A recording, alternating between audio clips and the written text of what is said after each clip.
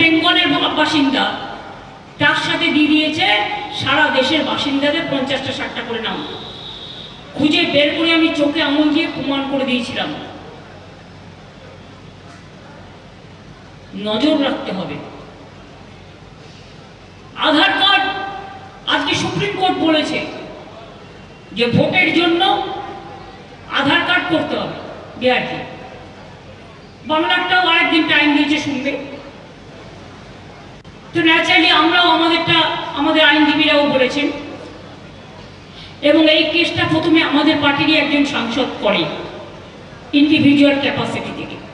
তারপরে আমরা government join করি, পার্টিও জয়েন করে, অনেক এনজিও জয়েন করে। হঠাৎ করে আমি দেখলাম স্পেশাল ইন্টেনসিভ রিভিশন হবে। বুঝতে পারলাম না স্যারের মানে কি। ইন্টেনসিভ রিভিশন তো বাংলায় লাস্ট হয়েছিল 2002-এ, এবং 2-এ শুরু হয়েছিল, 2004-এ শেষ হয়েছিল, 2 বছর লেগেছিল। আমরা দেখলাম আধার কার্ড বাদ দিয়ে দিয়েছে, প্যান কার্ড বাদ নাকি আছে আমি জানি না, 11টা না কটা রেখেছিল প্যান আছে। প্যান তো সবার নেই। পাসপোর্ট কটা লোকের আছে। মারাত্মক যেটা বলেছিল সেটা হচ্ছে ডেট অফ বার্থ। বাবা মায়ের ডেট অফ বার্থ নিয়ে আসতে হবে। একটু ক্যালকুলেশন করুন তো, 2002 যদি আমাদের যে চিঠিটা আমরা পেয়েছি, 2002 যদি আমি বেশ ধরি, তাহলে 2 সালে যে জন্মগ্রহণ করেছে, বা তার 6 মাস, 1 বছর বা 5 বছর, 10 বছরের মধ্যে, তার বাবা মার নিশ্চয়ই তখন 20 থেকে 25-এর মধ্যে বয়স ছিল মিনিমাম। 18 থেকে 25ও হতে পারে, 1-2 15-16 হতে পারে, কিন্তু ম্যাক্সিমামটার কথা বলছি আমি। তো 2 থেকে এবার ফিরে যান তো 20 বছর আগে। বাবারা একটু স্বাভাবিকভাবে বড় হয়, সুতরাং আমি মাপকাঠিটা রাখছি 25 পর্যন্ত।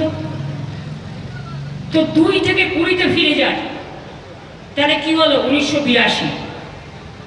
1982 সালে কজনের বাবা মায়ের বার্থ সার্টিফিকেট আছে আমাকে বলুন তো, হাত তুলে।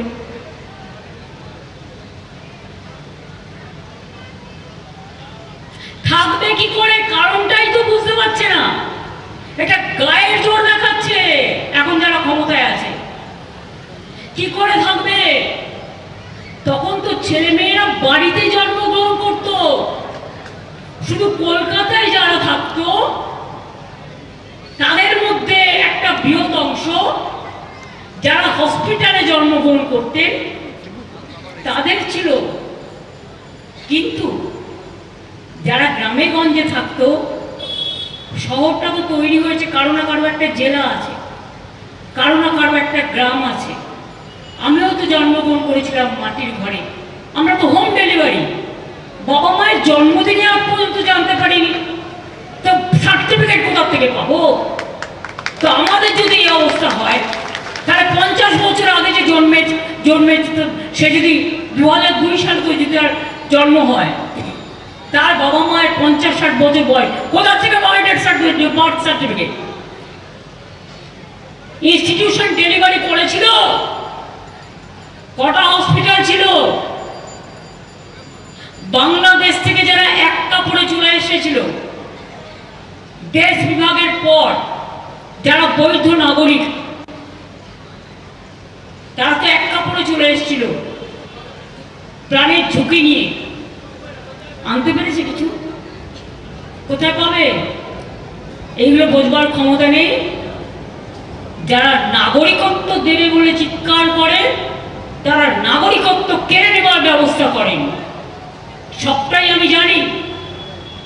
এই এসআরএন নামে একটা এনআরসি করার প্রক্রিয়া চালাচ্ছিল এবং এখনো চালাচ্ছে।